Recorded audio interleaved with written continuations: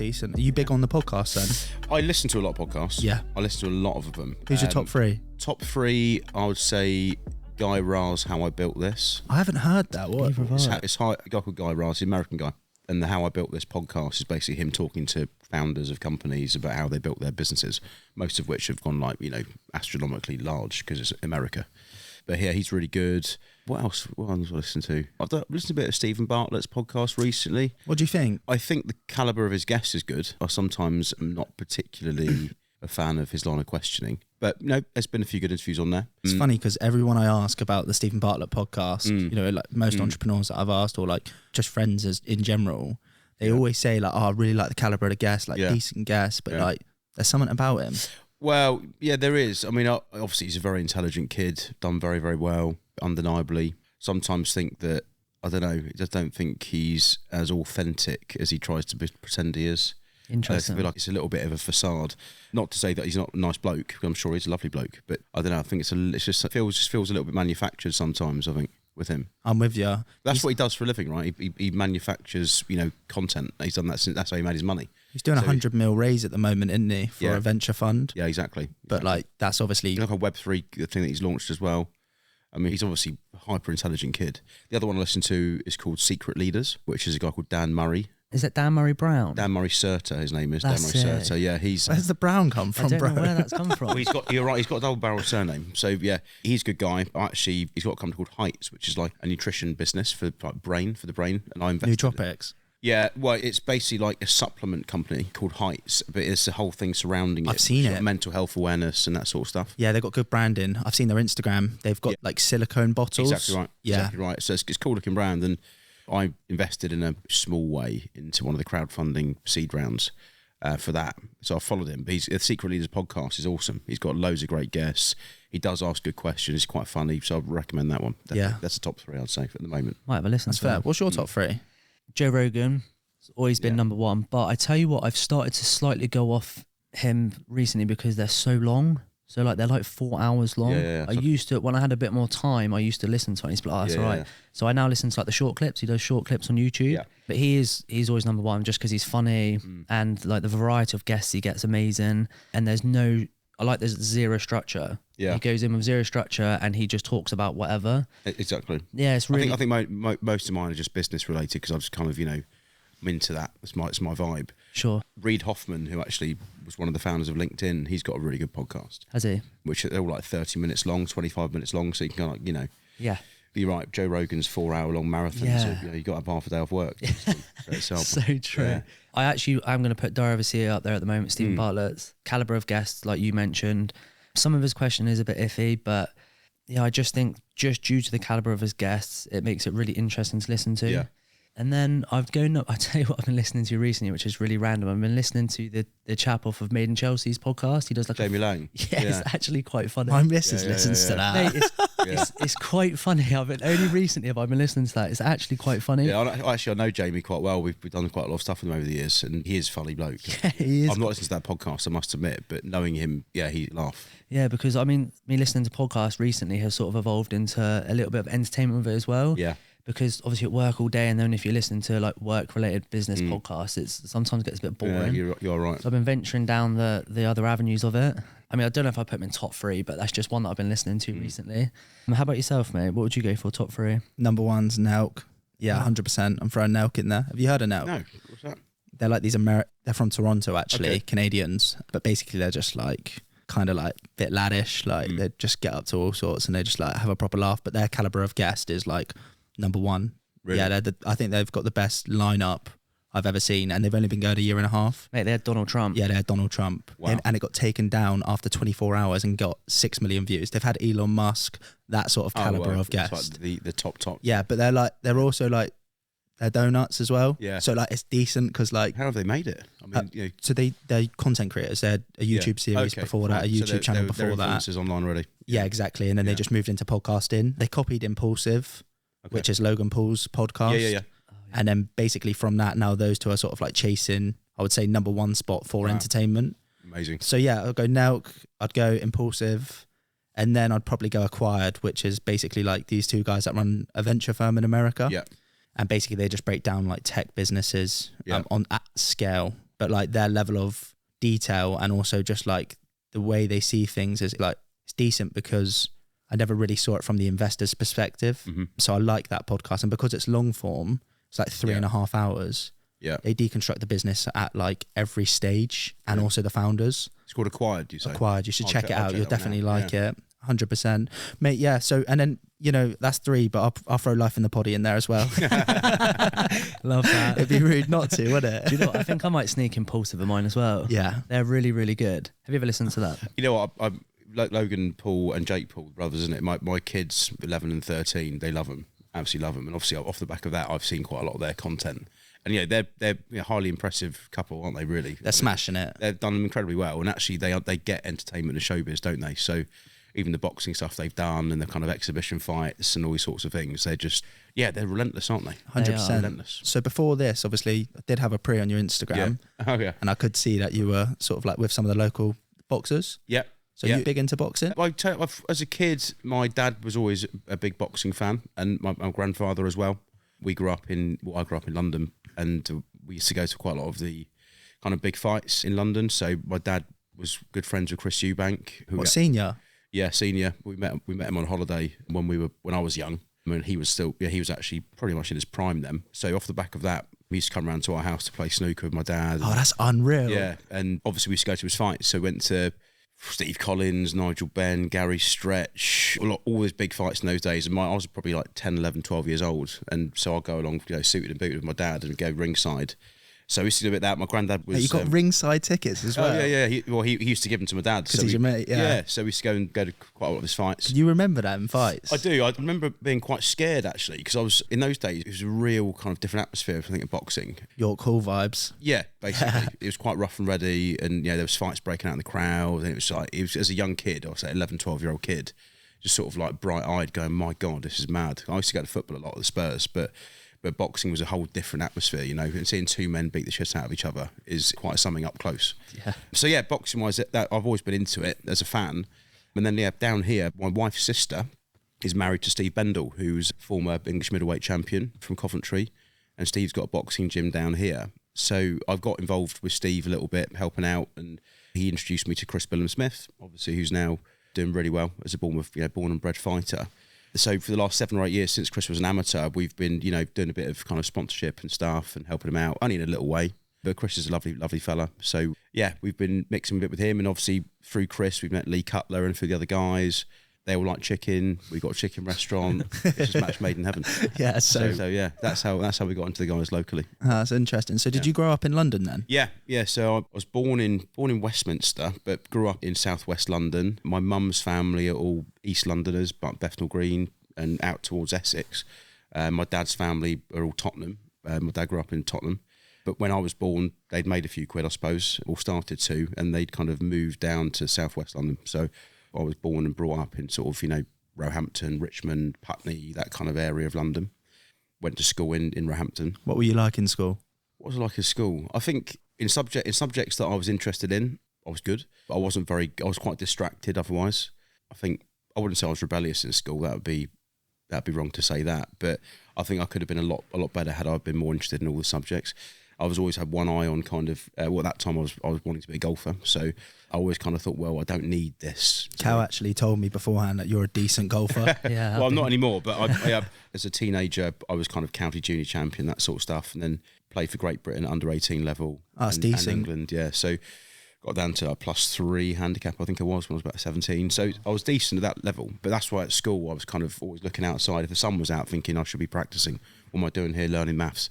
So that was kind of my distraction from school. So where did the golf even come from? Yeah, it's a bit of a random sport, isn't it? Do you know what I mean? You know what? Even in those days, even more so, because young people didn't really play golf. That's what I mean, yeah.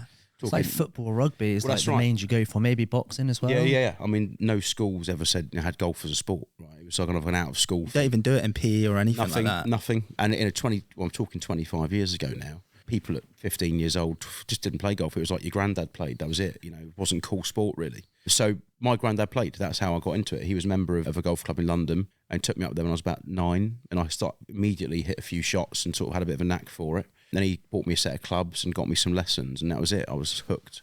But none of my mates at school played, so I've kind of joined the local golf club, got some mates there. and built a kind of life outside of school, really. Whereas as soon as I was finished school, I was down the club every weekend, 8 in the morning. Mum would drop me off, leave me there for 12 hours, pick me up when it got dark. And I just practiced and played golf all day, every day. That's what I did. Getting them hours in. Getting the hours in, which you need to do, you know. And when I started getting better at it with golf, it's like anything, getting business the same. You start getting good at it, you start enjoying it even more, and it gets more of like an obsession. It's that momentum, isn't it? Yeah. And all my mates played golf outside of school, so we were competing with each other. It was kind of a really good environment, actually, to grow up in as a teenager, because it kept me off of, you know, going out getting smashed with my mates at 14 down the park, you know. Yeah. I was like, I've got a tournament tomorrow, lads, sorry, I've got to go home. It's so fair. Yeah, so it kept me out of trouble in that sense, really, growing up. So I'm grateful to have started, really. So at that point, whilst you're at school, obviously playing golf, was professional golf the main goal? It was, yeah. I mean, and same for all my mates. But all your mates outside of school then, yeah? All my mates outside of school were at the golf club or in a Surrey County junior team.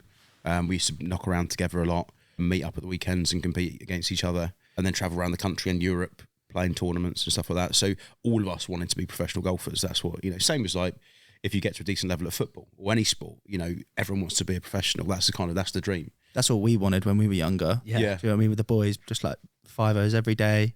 Yeah. And, you know, when I was really young, and then I realised I was just like, yeah, I'm not good enough for this. Well, that's the thing, isn't it? Is that you do get people that fall off the track and you know, go and do other things and probably never were going to be good enough, either mentally or physically. But yeah, so we kind of grew up and up to sort of 16, 17, 18, when we started playing for England and Great Britain and getting flown around here, there and everywhere. How's that feel when you get signed to sort of play for Great Britain? Well, there's lots of like junior events around the country, and at the junior events you get the England selectors turn up, and they're wearing their England kind of jackets and stuff, and they just walking around watching everyone play. And if you start getting placed highly at some of these events, they start, you know, giving your dad a ring and say, listen, I'm watching him for a bit, you know, we got our eye on him, tell him to keep practicing, keep improving and that sort of thing. And then before you know it, you win a couple of events or you get highly placed, you beat someone that's good, that sort of was ranked 1 or whatever. And then you get the letter through the post saying, listen, we're inviting you now to England training camp. This is where you got to come for the weekend, like assessments, these sorts of things with our England coaches. You're buzzing when you get that. And then you go up there quite nervous. And you've got really, you know, you get all these other kids of bloody good players. And you know, you're getting watched by people that have seen all these amazing golfers come through over the years. They know what a good golfer is, right? You can't bullshit these people. And then do well, and then suddenly there's England are playing against. Well, actually, I got selected for Great Britain before I got selected for England, bizarrely, and I had a good little run. And I got a letter through saying Great Britain and Ireland are playing against Europe, continent of Europe, at Turnberry in Scotland, which is like a legendary golf course where they've held the British Open and stuff like that. We'd like to, you know, inform you that Joshua has been selected for this. Please meet us at Heathrow Airport, where you're going to be given all of your Great Britain and Ireland golf, you know, merchandise and bags and stuff. Fly you up to Turnberry, treated like a VIP in the Turnberry hotel, and then you play against Europe for 3 days, and it's like hundreds of people watching, and it's an unbelievable feeling, actually. Is that right? Yeah, that's fine. Lights gone off. That must have been quite a special moment, though. Oh, it was cool. Yeah, I mean, it was. Having said that, like I was probably 17 then, because it was. I kind of had the confidence or slight bit of arrogance, I suppose, but thinking that I was good enough to be there because I was expecting to get selected in a way. I don't think that's arrogance. So. Well, no, maybe not. No, I think it's probably the self-belief. Yeah, it's the confidence and self-belief that you probably need. But I was expecting to get selected because I knew I'd been playing well, and I was looking at my competitor analysis as you suggested earlier when we were chatting. Yeah, I thought actually no, I can beat him. I play better than him. Who else is better than me? Really? Can I get into? I think it was a team of 10. I was like, well, there's not 10 golfers better than me at the moment at under 18 level.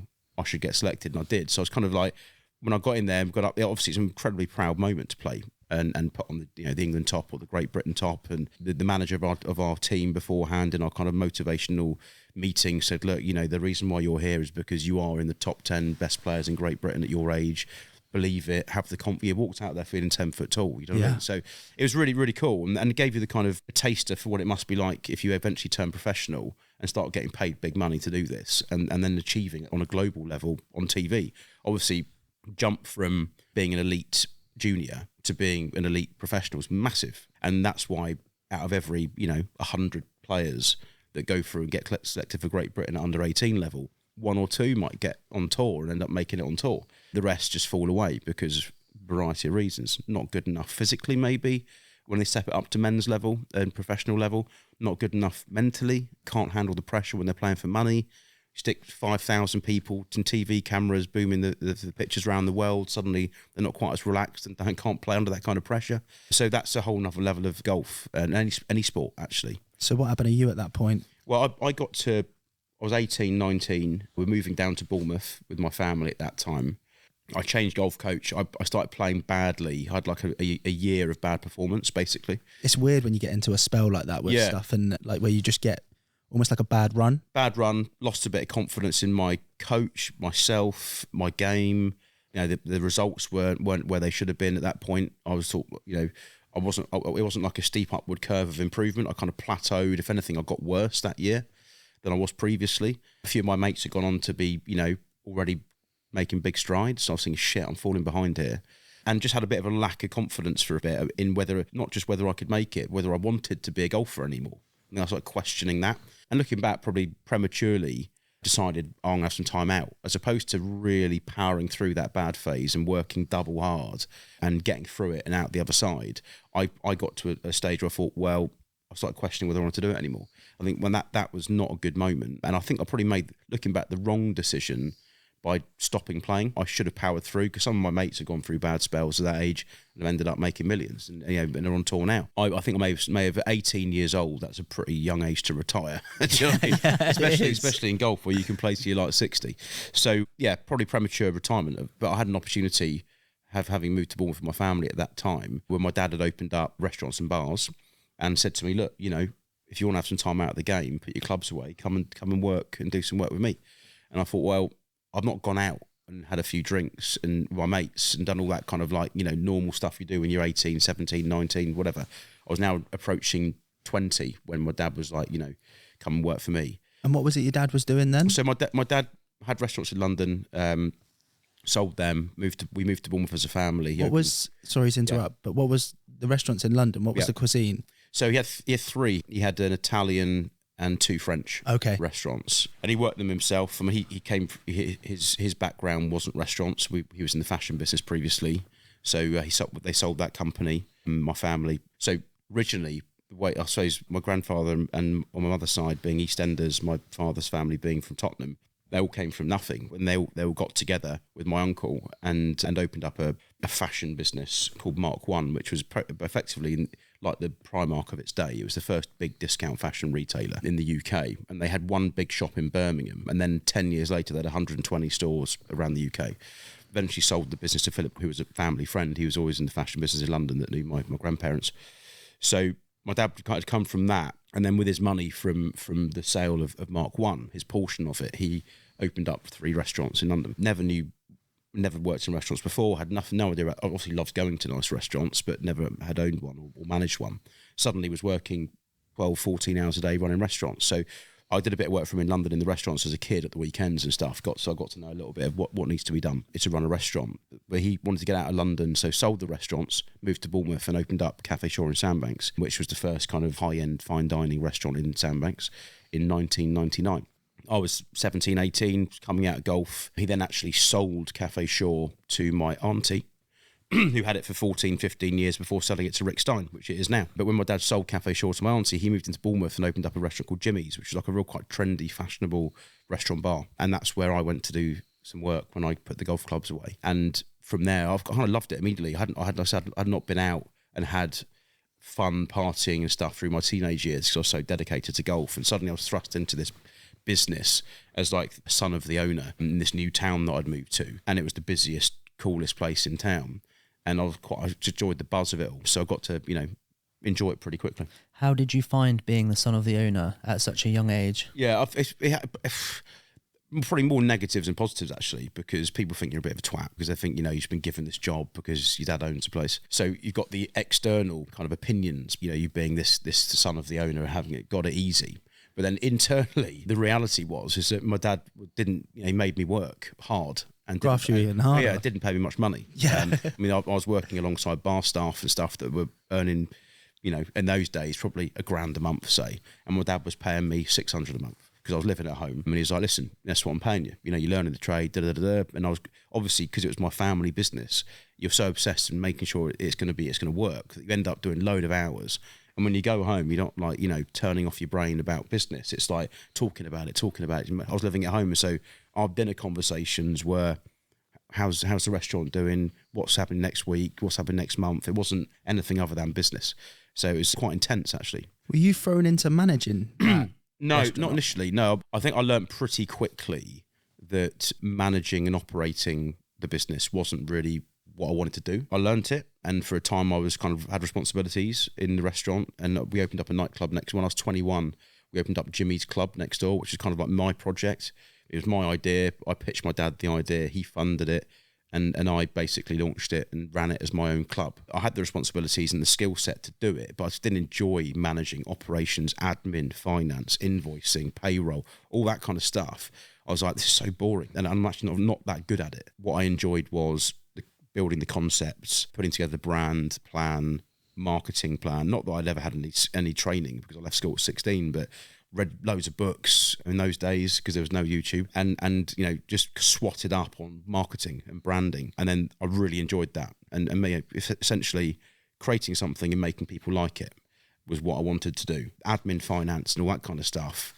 Whilst at times in my business career I've tried to do it, always fallen down and failed on that part of the business. That's been a lesson I've learned over and over again.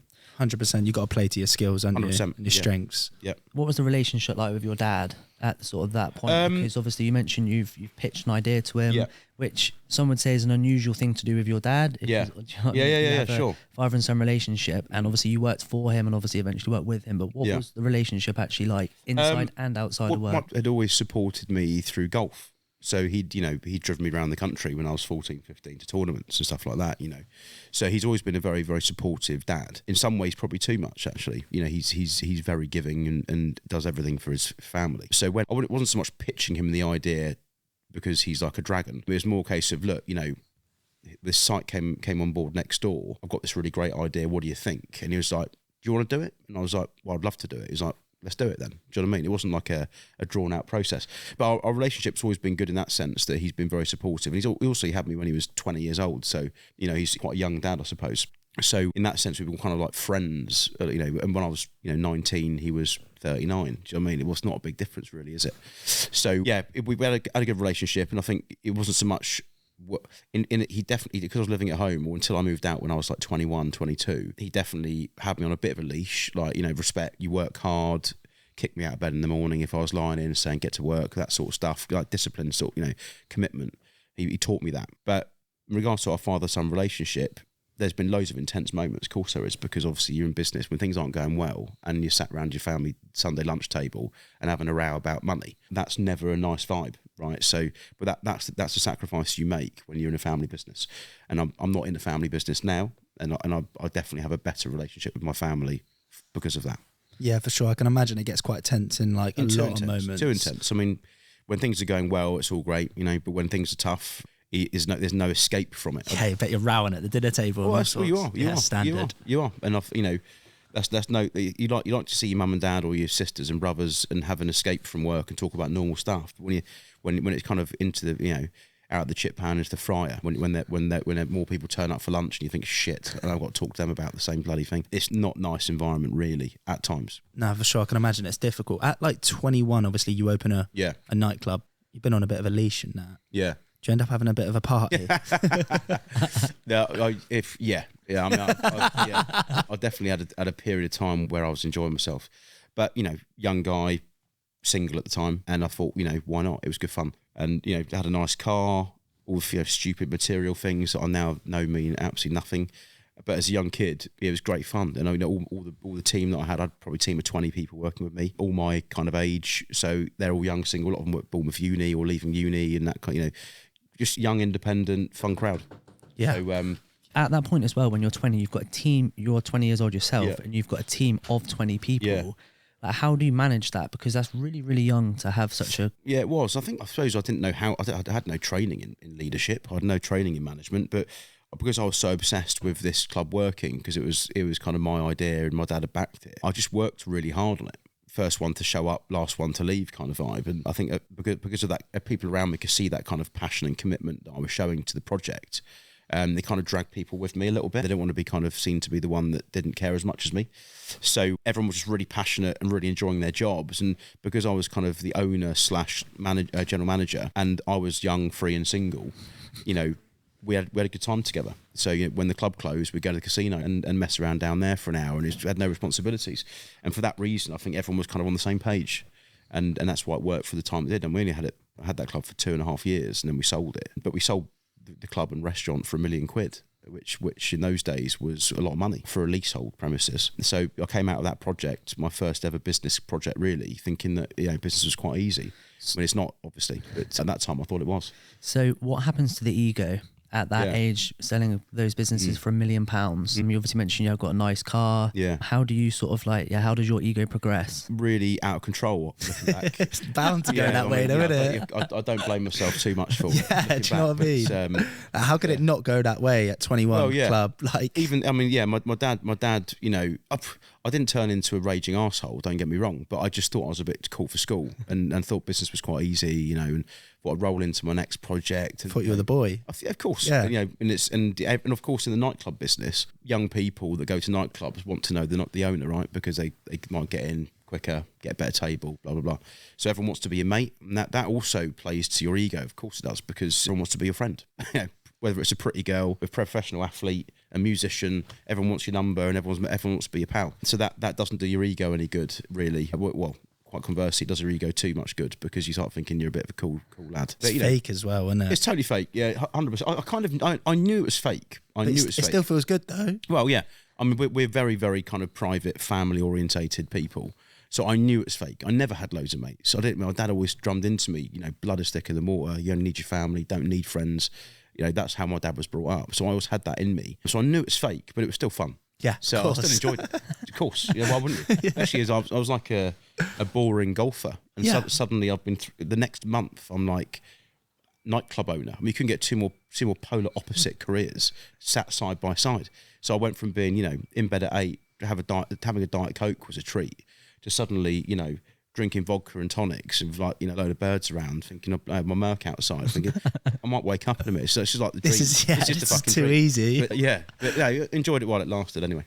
So what happens after, obviously you sell that business for £1 million? Yeah. What do you dive into next? Well, that's where things started to go wrong, really. Partly down to the kind of the ego side of things, where you think, you're too good for it, or not too good for it. You think you're better than you are at it. We got offered. I think my dad as well was. Looking back, he would admit that he maybe was slightly guilty of rolling with the punches too much and taking too much risk and not thinking about things going wrong. So what we did after that was we went and borrowed £2.5 million from the bank, and we opened up 2 big venues in town. One was called Landmark, which is now Halo, which was we got it when it was my dad bought the church when it was still a church, and we spent $1.5 million, I think, on that in the end. When you first did that as well, that's quite a big thing, wasn't it? Because no one had.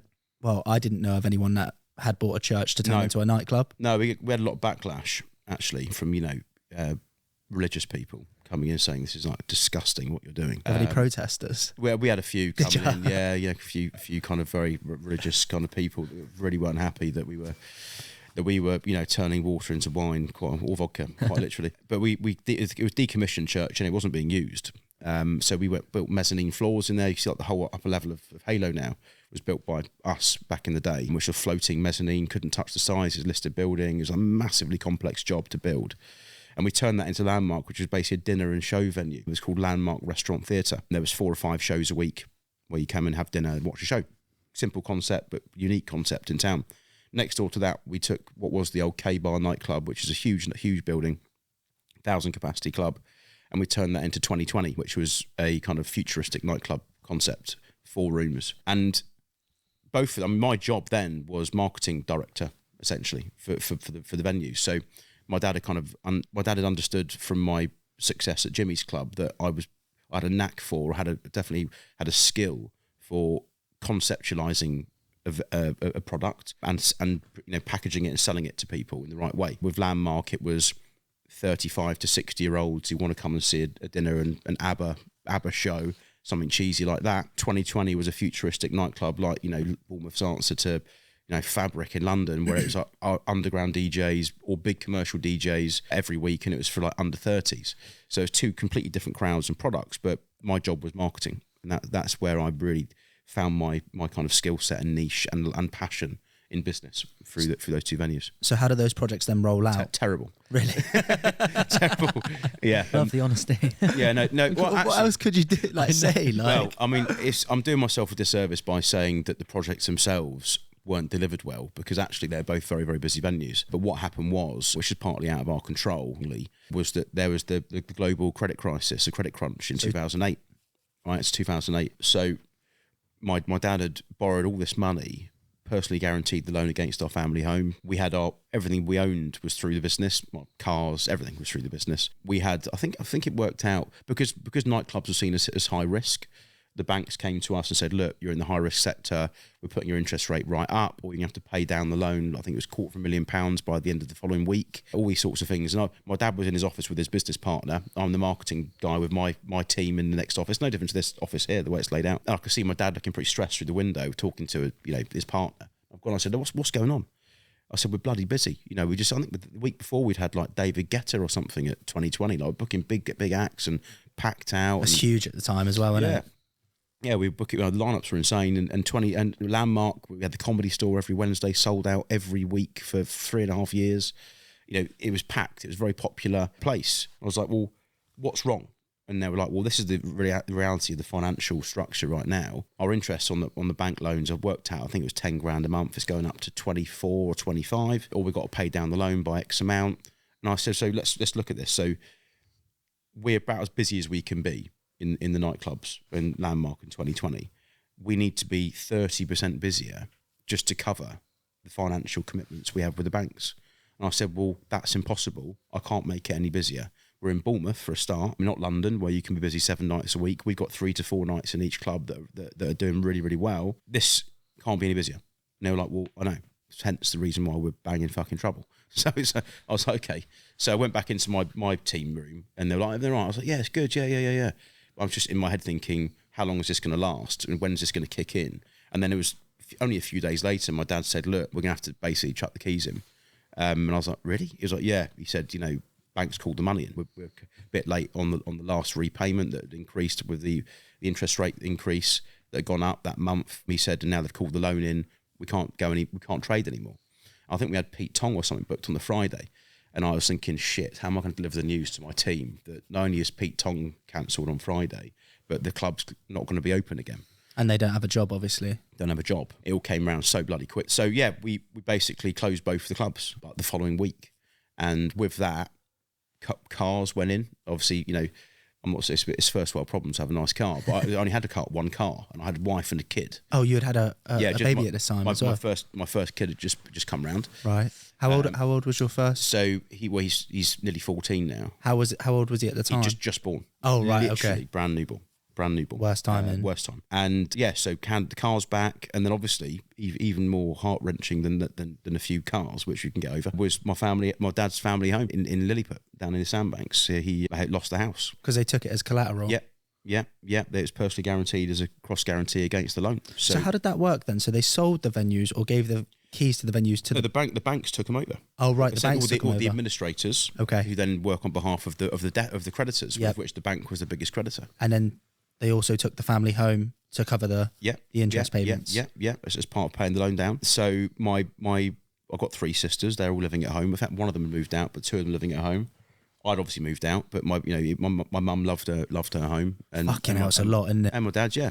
So they went from having like a really good exit of a small business, £1 million, to going big guns. And actually, for the first couple of years, those venues were open. They're trading fabulously, making lots of money. To then having a big dart and losing everything. Literally everything. So they were then renting a small house, just about trying to cover the rent on the house. I then was like, shit, what am I going to do? I've got a kid and I live in a little flat and I've now not got a car. I can't even go to the fucking supermarket. There was no delivery then. And so I thought, shit, what am I going to do? And actually, at that point, we'd heard that Jimmy's and Jimmy's Club, which we'd sold for £1 million to this guy, had then been resold to someone else who'd basically done a terrible job on it. And it was kind of, on its arse. So we got in touch with the landlord or the landlord's agent and said, look, you know what's happened to us. I mean, you've got to remember as well that Bournemouth being a small town, then I suppose in that nightlife sector being quite high profile with the venues we had, there was Echo reporters outside my dad's house. It was front page of the Echo. Obviously, all these people that were your mate I suddenly think you're a wanker, guy, you fucking loser. It's cold. Yeah, It's cold. There was a few suppliers that were taken down when the club went, a few builders, a few that owed a bit of money that went to be paid out of cash flow. When that tap got turned off, they got caught short. My dad couldn't pay him personally, had no money left. The house had been taken. They were going around back chatting, saying, we're fucking sharks, all this sort of stuff. So reputation takes a massive hit, which was hard to take, actually, because we've done business in the right way. But, who would have predicted a credit crunch like that? Everyone went tits up, actually. Richard Carr lost all his clubs at the same time and his property company. He got taken to the cleaners reputationally, as he always does. So there's a lot of stuff to deal with outside of, understanding you lost all your money. Is you've also lost reputationally a lot of points locally, and that takes a long time to build up. So we went, okay, I needed to earn money. What's your dad like at this moment? Like, he was really stoic about it, actually. He was really kind of... Was he? Yeah, unbelievably. He never lost his temper, never bawled his eyes out like a baby. Never really shirked. And he was really fucking strong, actually. The only way you can handle it, right? I think so. And bizarrely, I think he also, around that time, he had a gym in his house, was working out a lot. And I remember he'd come to work at like 10:30 in the morning because he'd done an hour in the gym in the morning. And he'd never been in better shape. I think that really helped him. 100%. Yeah, that physical and mental kind of... Foundational, isn't it? Absolutely. And I think he felt so good physically, that helped him mentally at that time. And he was really strong through what anyone else... maybe it helps that he came from nothing, right? So he wasn't scared of being poor. He wasn't scared. He grew up with no cash. Yeah. So I think if you'd grown up in rich surroundings and lost it all, you'd probably shit yourself. But he was like, fuck it, I can survive. Yeah. We'll be fine. So if that helps him. But for me, I was like, well, okay, I need to earn money. How old was I then? 25, 26 years old. It's quite a young age to go through all of this. Especially Yeah, no, absolutely. Yeah, it's a bit of a roller coaster. So I was like, well, I need to get a job, actually, was my first catastrophic thought. I'm about to say, how does that go down after being the boy? How do I even apply for a job?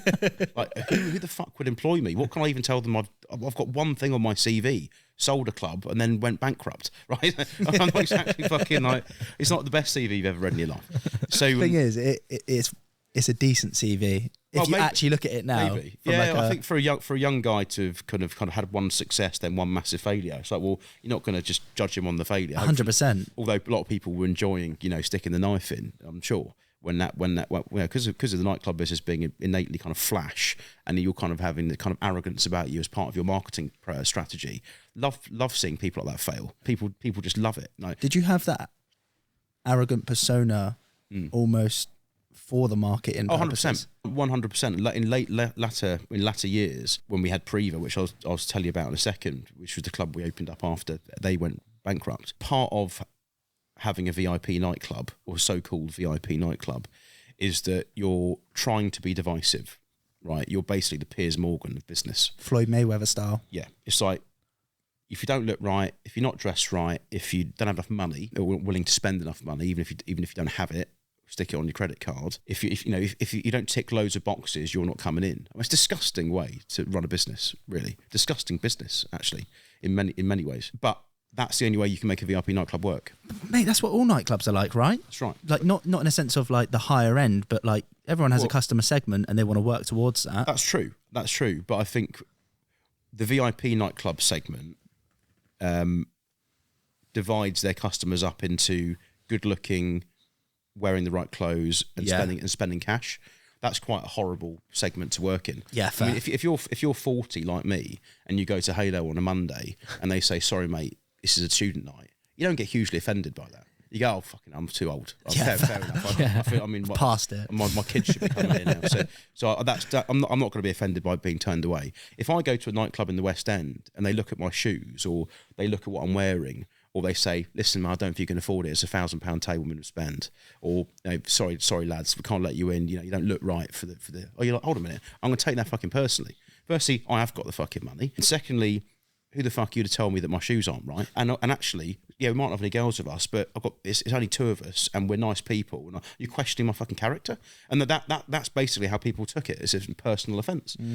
So as the owner of the club and the front man of the club, which is what I was for the days, I'm not surprised 50% of Bournemouth thought I was a wanker, because they had to in order for that club to work. And in answer to your question, I'd like to think I'm not that person, because actually I felt very, very awkward a lot of the time, turning people away. I'd try and pass it on to door staff if I could. But, you know, that's how that club and that brand was built. It was built on divisive promotional skills. That's what it was down to. And inevitably, in a small town like Bournemouth, half the people are going to think you're a cunt. Excuse my French. Oh, mate, no worries. They are.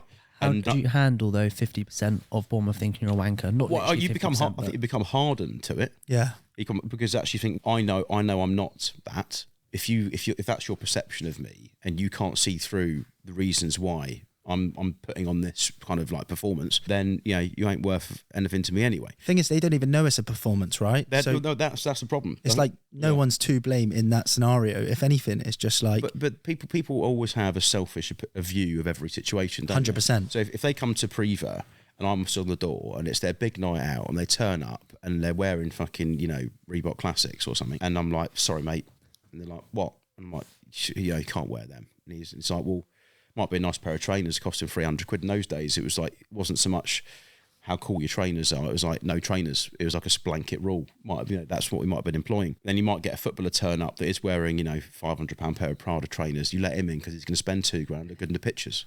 But then this other fella turns up with his mate. He's wearing £300 Pradas, but he's got a skinhead and he's wearing a Ben Sherman shirt. And he goes, "Sorry, mate." Right, so the Ben Sherman shirt. I'll be like, no chance. In those days, it's Ben Sherman. I mean, and Burberry went through a bad time. Fred Perry, yeah. So it's like, I probably think he's a lovely fella. If I met him down the golf club and played golf with him, or fucking saw him on the terraces at Bournemouth Football Club, or down the pub, or have a great chat about life, you know what I mean, and probably get on really well.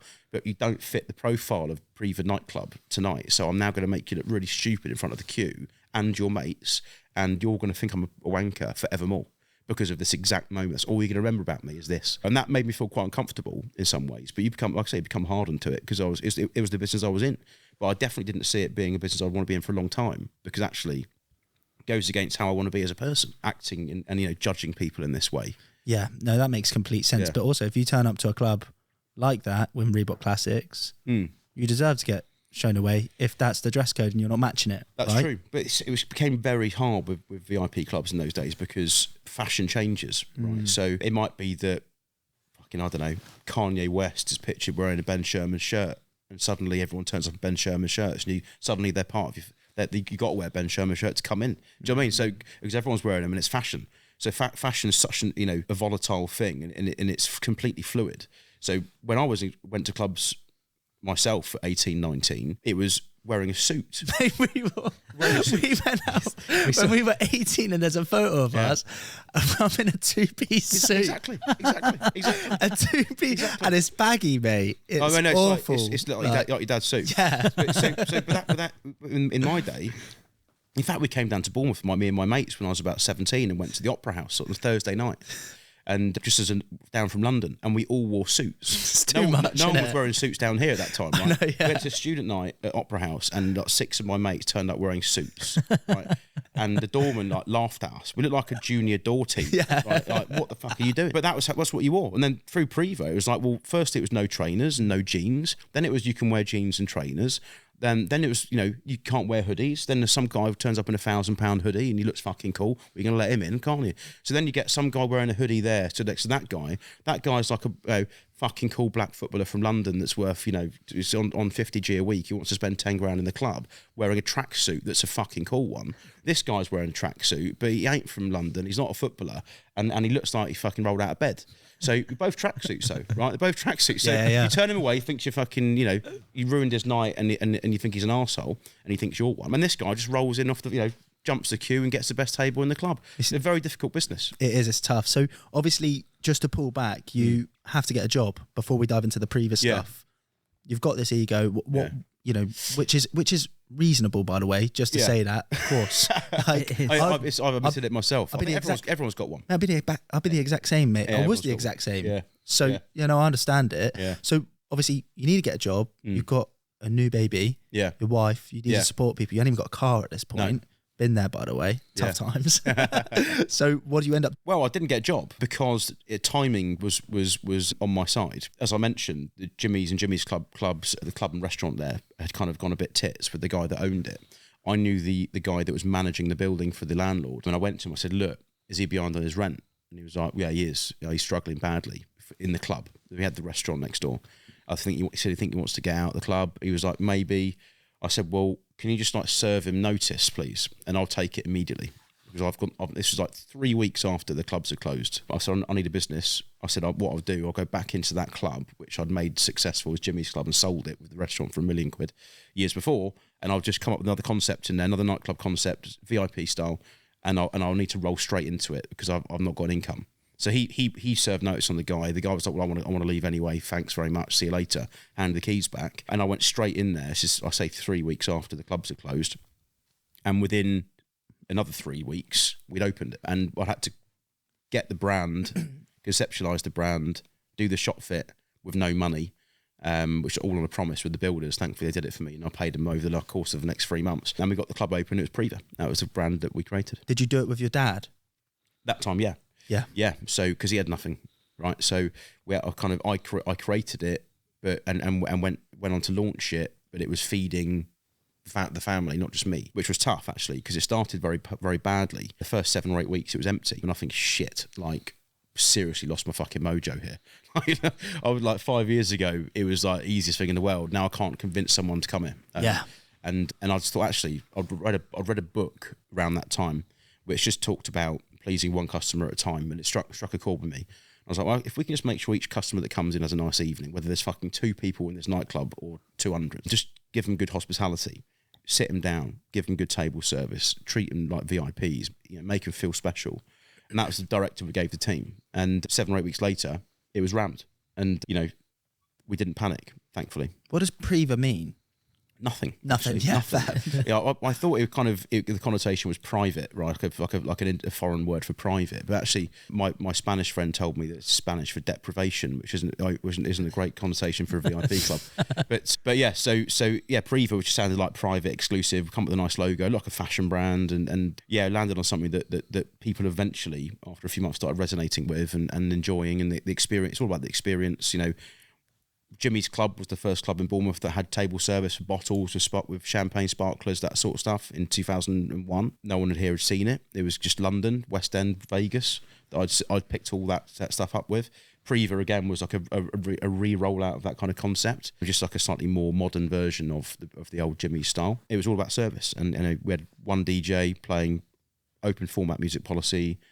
In those days, it was a bit of hip-hop, bit of house, everything mixed in. Mixed age range of like 23s up to 40-year-olds, 45-year-olds, upmarket, trend, footballers. It was just same old shit, basically. But it worked, and it was actually, I did enjoy the process of having a bad start and then making it successful. With this project, did you, obviously previously you had a bit of a budget with obviously the sale of your dad's business in the initial stages with Jimmy's. Obviously, then you move into, having a quite a big budget in terms of the other 2 businesses. With this one, you sound like you got limited resources. Oh, nothing. My mum actually was the interior designer for all of our venues, so I rolled her in and said, look, how can we get this open for like £5,000? Yeah. It's like we've literally got no money left, and because of the reputational damage of all the shit that happened with the clubs in the previous month and the papers and stuff, it was not exactly a good time to go out looking for funding. So we need to try and drag this out of the dirt, really. So yeah, the builders did a job for us, like I say, on a bit of a kind of payment scheme. We rustled up a few grand here and there to get some stuff done. But essentially the club, the bones of the club were still there from when we previously had it. So we didn't have to build a club from nothing. It was still the same layout, still the same seating structures. We just like recovered stuff and gave it a bit of a facelift. What about in terms of like the marketing though? Because obviously, it's dead in the initial stages. Yeah. You got, limited resources, but like obviously you've got to get people through the door. So how'd you go about that other than the good service? I think the best way to get people to try your product is to not charge them for it. And as long as you have the belief that once they've tried it, they'll be willing to pay for it, then that's quite a cheap acquisition cost in the nightclub business, because all you have to do is give them some free drinks, which costs you £4 or £5. So if I think, okay, if I can get 50 people invited on Friday and they all come, and I give them all 2 or 3 drinks each, it's going to cost me about £1 a head, right? It's cost me £50 to get 50 people in there. And if we can then give them a fantastic experience, and because these people we've invited in are all pretty people, on brand, the right kinds of people, other people that do come in are going to look around and go, fucking hell, some pretty girls in there. Oh, he's good looking. This is my kind of place. They all pay for their drinks. And then these girls and guys we've invited in go, this is a really cool party. I've been given free drinks. I love Preva. I get a bit of brand affinity. We then comp them 3 or 4 times, or as in like 3 or 4 visits. They then feel like they're part of the culture of the club. They feel like they're part of the team almost, and they feel like they own it. And they feel You get those, don't you? Those regulars at like one club. Yeah, that's very important. I mean, it's called seeding, and I think with VIP nightclubs, you have to seed the right people in. Might be popular people, pretty people, influential people. No different to how social media influencers work now. The social influencers in nightclubs then, and even now, I'd imagine, put 40 or 50 of the right people in a nightclub, and 500 people follow them. But you've got to get those 40 or 50 in, and a lot of the time it's down to charming them into coming in on an invitation and giving them complimentary experiences and making them feel special. And then they feel like they're part of it, and then they can come back with their own accord. They tell their mates how good it is. Before you know it, which is what happened to us 8 weeks later, there were people trying to break in the back door because they couldn't get in the front. It was so busy. It's funny because like that is like influencers. That is, that's nothing traditional changed. influencers. It's just now digital. Yeah. And obviously, if you've got an influencer that's got 1 million followers online that gets good traction percentages, and they can charge a lot of money now for promoting your product, because actually they might be 1,000 sales off the back of their post. In those days, it was like, well, you're going out anyway, come to this club, my team will look after you. Usually you spend 50 quid a night out, you're going to spend nothing. Just come in, and it's the beginnings of social media in those days. Put a few photos up, blah, blah, blah, blah. Make sure that you're saying the right things to the right people. I'll put you on the best table, so people are going to think you've paid, by the way. People are going to think you've paid, especially guys. Like, invite a couple of trendy dudes in and go, look, I'm putting on the best table tonight. At 11:30, one of my girls is going to bring over a 6-litre bottle of Belvedere with champagne. It costs £1,200 on the menu. No one's going to know you're getting it for free, all right? Now, don't fucking drink any of it. And give it back at the end. Right, just leave it on there. I'll give you another little bottle, right, that you can pour from. Leave it on the table. The photos are going on Facebook on Monday. You're like you've gone out and spent 3 or 4 grand. All the birds are going to be DMing you saying, can I join your table next week? You're going to feel like the daddy. Just don't fucking drink the bottle, all right? Don't open it. Did you have anyone drink the bottle? So fair. Yeah, we had a few. Yeah, we had a few. But, that's how it worked. And actually, everyone wins. As long as everyone's winning, what's wrong with it? He was getting a free night out. He looked like a daddy on social media with his big bottle of vodka. We looked like on social media like people were spending loads of money in our club. So spenders were going, let's go there. We only had to do this occasionally. It wasn't like a regular occurrence. But when you give the place a bit of a boost, take out a load of big bottles to your kind of promoters and your friends, and they know the drill. And that happens in every VIP nightclub in the world to this day. 100%. It's weird because you don't see it from the nightclub's perspective. Yeah. No. But like, obviously, like they're not going to let you drink that bottle. Well, they often fill the bottle with other stuff, like cheap vodka, for example. It'd be someone's bought a 6-litre bottle of Grey Goose or whatever whatever the vodka brands are these days. They've drunk it. The bottle will get left in the club after they've left, and the club then fills that with Smirnoff. Costs them 20 quid to fill the bottle, whatever it might be, and that's a promoter bottle. That's the bottle the promoters get, for the big daddy photos. It's interesting. It's just marketing. It's just the way the marketing in that business works. Never made me feel very comfortable about doing business in that way, because it is a little bit kind of it is a little bit slippery. Yeah. It's not it's not real. But then no different to these days where you get some bloke with a Louis Vuitton suitcase going, look at my Louis Vuitton, and everyone thinks he's bought it. Louis Vuitton he's probably rented it for the weekend, or Louis Vuitton have comped it to him because he's got a couple of million followers. Yeah. So no different now. It's all fucking cloak and dagger. 100% it is, and it's like that fluent throughout all industries. Yeah. But it's just like, it's funny to hear it from the nightclub perspective. Because it seems so pathetic. I know, yeah. It seems so, because you're playing on people's kind of weaknesses and their character. So everyone wants to be the coolest bloke in the club or the coolest girl in the club, and you're giving them that opportunity. And they fucking go, come on. How weird is it that everyone in a club actually wants to be that guy? They do. Yeah, funny enough, we had some very wealthy people come to our clubs over the years, and we opened up Preva in Barbados a few years after the Bournemouth club. So what, the success of it basically allowed for you to just expand out there? Yeah, we got offered an opportunity over there because we've been going on holiday there for a long time, and Barbados seems to be like the high end where people would like to go on holiday. One of the high end. West coast of Barbados, an area called St James, is very wealthy tourism, and also lots of wealthy people have properties there, live there, like expats, and some very wealthy Bayesian people, in fact, that have grown up there and made loads of money. So, we had very, very wealthy people come to Preva in Bournemouth from all over the country, like some big hitters that you'd never have heard of, and in Barbados we had some big celebrities and stuff. Rihanna hired the club for her birthday, and Anthony Joshua, after the gold medal, was out there partying, and That's unreal. Loads of people. Danny Minogue. Did you go to those parties? I wasn't. My sister lived there and ran the club with a girl called Kate. I went over there 4 or 5 times a year, or about 4 or 5 times a year for the 3 years we had it. Did you have a bit of a party out there? Well, you know what? Not really, because I was kind of in business mode. We had a few nights out here and there, but the point I was going to make was, well, very, very wealthy people quite often are very discreet and don't spend money in these VIP clubs because they don't need to. I mean, like, if someone like Conor McGregor turns up at a club in Vegas and drops 100 grand, firstly, the club's probably given him 100 grand to turn up, so it's cost him nothing. Secondly, it's all part of his shtick online. It's all part of his brand to be the big shot, right? Other people that are worth far more money than him don't need social media to be successful, don't need a following, don't need likes on Facebook to validate their kind of celebrity. They'll come and sit in the club in the corner and have a bottle of Banks beer or a bottle of Corona or in Barbados, and or might get a bottle of wine and have a couple of drinks and then go home, and don't wear ridiculous flamboyant clothes and go look at me and take selfies. Don't need to do it. They're rich and money doesn't impress them. They don't need to be successful or to be famous to be successful. So they just don't get involved. And often they're the most impressive people you meet because they don't give a shit. That's when they're called wealthy, isn't it? Yeah. It goes from being rich to wealthy. Very true. Very true. And, especially when it's generational wealth where they haven't actually earned it themselves. I mean, quite often people are wealthy, but they've made it themselves and they like showing off, and that's fine. I don't ever get offended by that. In fact, in the nightclub business, I needed them or welcome. Yeah, so some people make loads of money themselves and don't give a fuck about it. Want to show it off. And some people have kind of inherited money, and money's just, they've always had it, so it's not a big deal.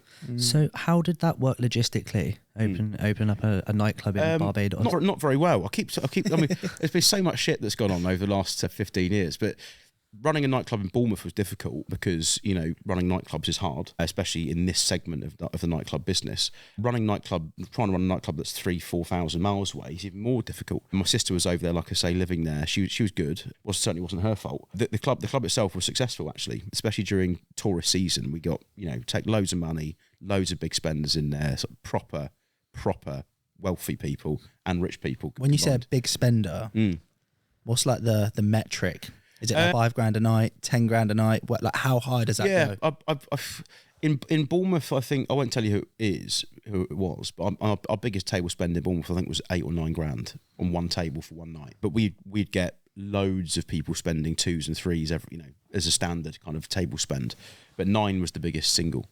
Funny enough, that eclipsed the biggest spend in Barbados. I think the biggest spend in Barbados was probably more like 5 or 6. But like I say, a lot of these people don't really care about money as much because they're in Barbados on holiday and they'd rather go to a beach bar and drink rum with the Rastas and get involved with the local culture than do what they usually do back in London, which is, buy a stupid bottle of champagne for 2 grand. So it was a bit different over there. But Rihanna, when she hired the club for her birthday, it was either, she actually hired the club 3 times. Once her birthday, once was a Halloween party. I think it was the Halloween party. She came to us and said, look, it was her brother Rory actually who came to us and said, look, Rihanna wants to hire the club. It was okay, cool. It was like a random Tuesday night. It was like even better. Like it doesn't affect the weekends. And I said to my sister, well, is she expecting us to comp this? Because obviously she's like the biggest pop star in the world. And like clubs pay her a fortune to attend. So she wants to have our club for the night. Is she expecting us to pay her for it? Because obviously there'll be reporters outside and it'll go global, great for the brand. And she went, oh no, she's going to pay, like she's fine with that. And I was like, okay, so she's going to put 10,000 Bayesian dollars behind the bar. And she works out about 3 or 4 grand, which is not much, but fine, that's cool. So she put 3,000 or 4,000 pounds behind the bar, and then she didn't turn up to the club until about 2 or 3 in the morning. All her mates were there from like 11. So she's like arrived incredibly fashionably late for her own party, walking around the club smoking a spliff, which obviously isn't really allowed. What are you going to do though? You're going to say Rihanna. Even in Barbados, that's not cool. Yeah. Where everyone smokes it, really.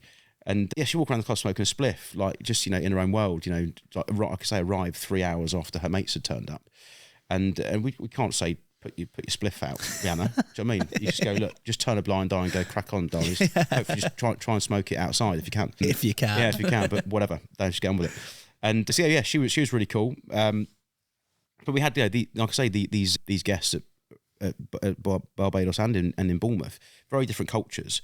But over there, logistically, it was hard to run because out of season, it was a very different crowd. So you had like the local Bayesian crowd, which are a mix of white Bayesians and black Bayesians. I don't think I'll be remiss to say that there's kind of some social issues in between them racially, and when it comes down to social kind of gradings of money, like rich black Bayesians, rich white Bayesians, poor black Bayesians, mix them all together in a nightclub, you're probably going to get some fireworks. And by no means with their fights and stuff. They were not violent people, but it's just you get the sense that it's like, you know, it's just not, doesn't feel right, and inevitably one part of them boycotts the club because they know the others are going there, and it all becomes a bit like that, a bit segregated, which is fine because it's, you know, everyone's got their kind of social, you know, ways of working in different, you know, especially islands in the Caribbean. So we found that out of season, it was a very strange crowd. Like if our DJ played Jay-Z out of season, the locals go, "What the fuck are you playing US hip hop for, mate? Like, can you put on some soccer and some reggae, please, or whatever?"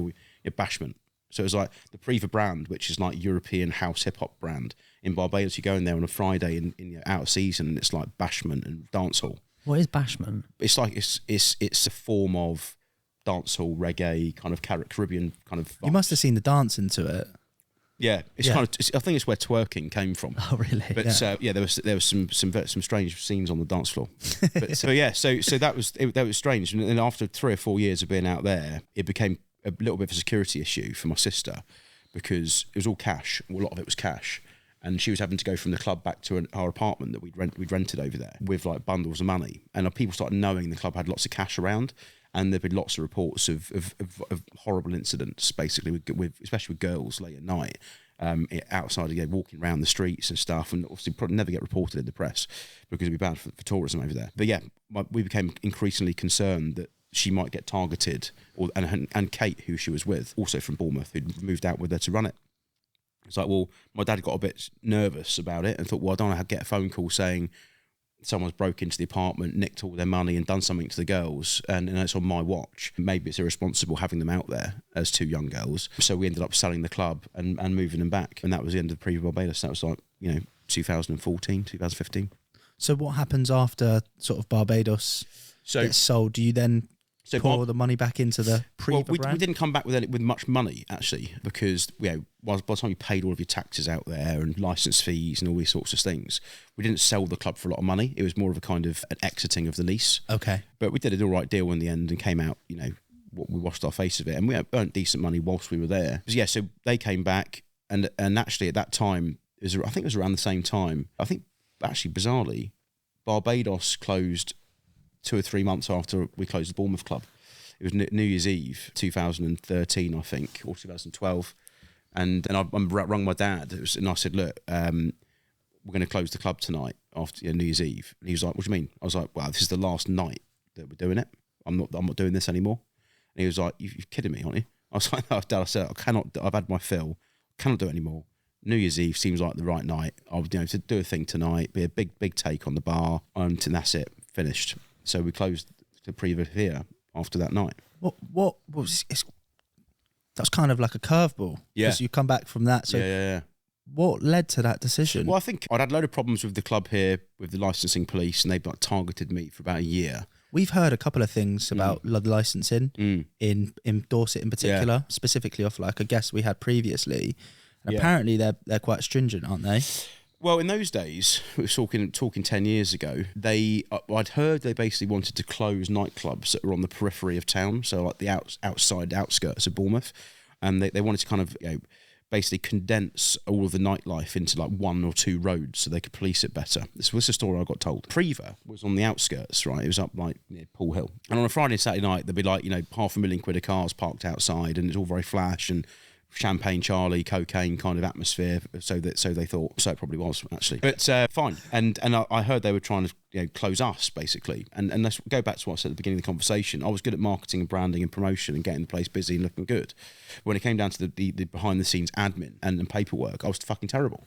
Well, I hadn't employed anyone to do it. I was trying to do it myself as part of my job of running the whole business because it was a small company. And the police came in and just tore me to pieces on the admin and tore me to pieces on, you know, security checks. You know, they did a very dubious swabbing of the toilets and said it had a high reading, but they obviously, I think they pre-egged a lot of that. I think there was some very kind of calculated stuff going on by the licensing police at that time. They were actually a pair of arseholes, quite honestly. They're not very nice people, and they saw me as a bit of an easy target. What I should have done looking back was employed a fucking incredible nightclub manager and stepped away and said, this is the manager, deal with him or her. Instead, I tried to do a fumble for it myself and ended up going out to licensing hearings, lost the license, appealed, cost me tens of thousands in legal fees. And then one of the things that broke the camel's back, the straw that broke the camel's back for me leaving the industry was there was a guy left the club at 2 a.m. and basically got into a taxi with a girl, went to a hotel, and then the following morning she'd accused him of sexual assault. So the police rung me, as they always do, on Sunday. They're going to come down the club now, we need to talk to you. All right, went down there. This is what's happened. Do you know of this guy that left at 2 o'clock? I said, I don't know who you're talking about. And I then got the impression they were trying to accuse me of being involved in sort of hiding some information. So they took, because it was a club that had loads of regulars, right? So I must know everyone in the club, apparently. So they took the CCTV footage, and then I thought nothing of it. This was like on the Monday. Monday night, I got a knock on my flat, where I live with my wife and 2 kids then, 11 p.m. from the police. And I was like, hello? And she was like, oh, Mr. Simons, yeah. I said, we're arresting you on suspicion of perverting the course of justice.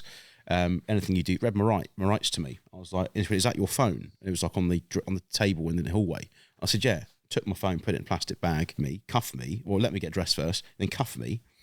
My kids come out crying, my wife's crying, stuck me in the back of a car, took me down to Bournemouth police station, put me in a cell for, I think it was 18 hours, gave me a chance to get my solicitor, or lawyer, whatever you call them, to come in and for the interview that they then conducted. And they basically said, we've looked at the CCTV. At the exact moment that this gentleman, the accused, leaves your club, the CCTV cuts out for about 30 seconds. So we cannot see him getting into the car, as the lady suggested, and the taxi and leaving. I said, right. I said, so what are you suggesting? That I've hacked the CCTV footage and taken out the 30 seconds in the hours after he'd left, before you rung me and come. I said, I don't even know how to turn the CCTV footage on or off. I said, I'm not technically minded. There's no way that I could hack it, right? And there's no way that I would hack it either, right? Because why would I do that? If it's a serious assault accusation, no one's a good friend enough of mine for me to go and try and break the law for them within an hour. He said, okay. And then he started really hammering me with questions. I said, look, I'm not being funny, but this needs to stop. My sister is here. I said, something's going on here that I don't know about, but one thing's for sure, I've not done anything wrong. Just put him back in the cell. So at this point, I've had a phone call home from the fucking pay phone. I spoke to Kai. What's going on? They all thought I'd done something really bad. My dad thought I was a drug dealer, and they didn't know. And they'd come and arrested me because they've suddenly found out I've been had a massive drugs fucking business going on without anyone knowing. So, obviously that wasn't the case. So anyway, they let me out, and basically let me out because my solicitor had rung up the manufacturer of the CCTV that we had in the club and said, hi guys, one of my clients is in prison at the moment, or in the Bournemouth police station, being accused of perverting the course of justice and hacking your system, because at 2 a.m. on Sunday morning, a gentleman left the club and got into a taxi, and the footage isn't there for 30 seconds. And they said, let me just have a look at the system. She said, oh yes, that's a factory setting. She said, every morning at 2 a.m. on the dot, it resets. She said, but what the installer should have done was had it as a reset at midday when the club's not open. Obviously, most businesses are closed at 2 in the morning, but not nightclubs. So that was a factory setting issue.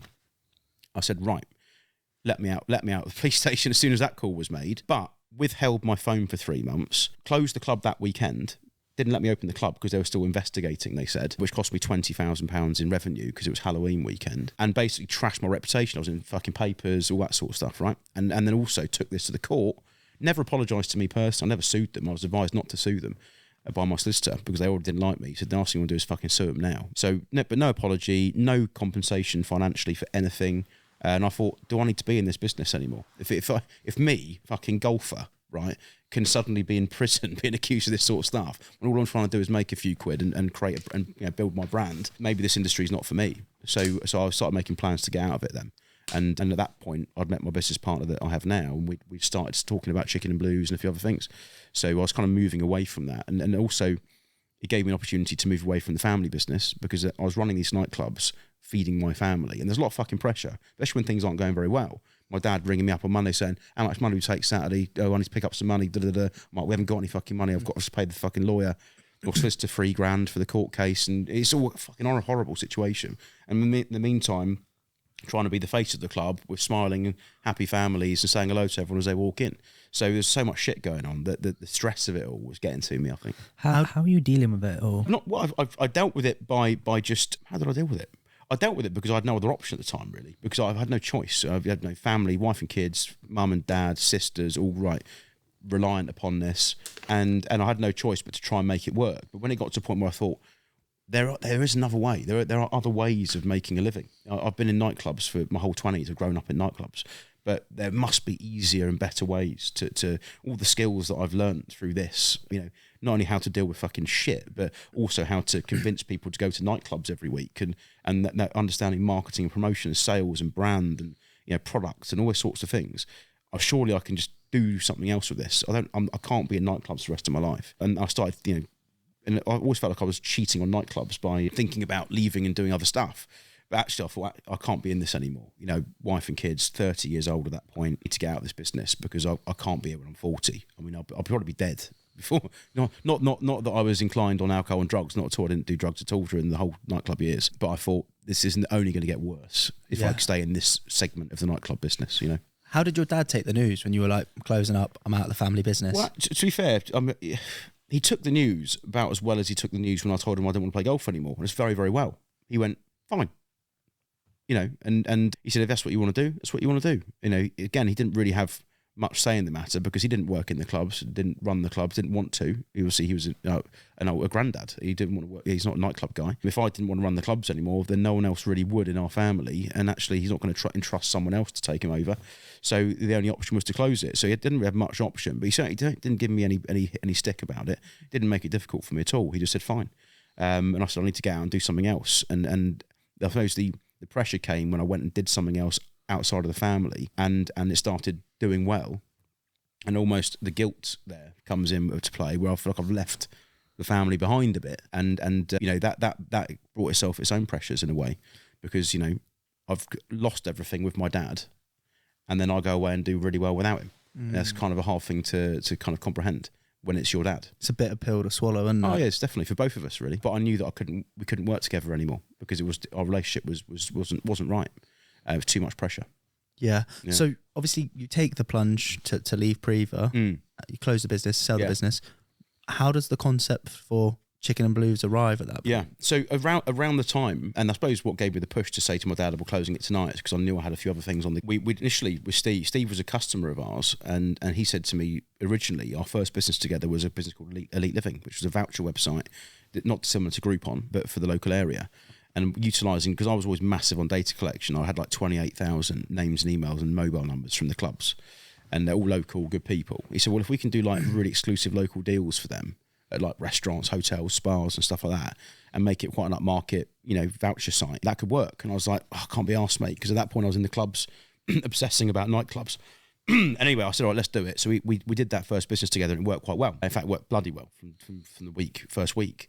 Started making a few quid out of that. And then I said, okay, I've because I'm in hospitality, I'm always looking at cool brands. I'm always looking at brands around the world, nightclubs, restaurants, hotels, just always trying to get inspiration.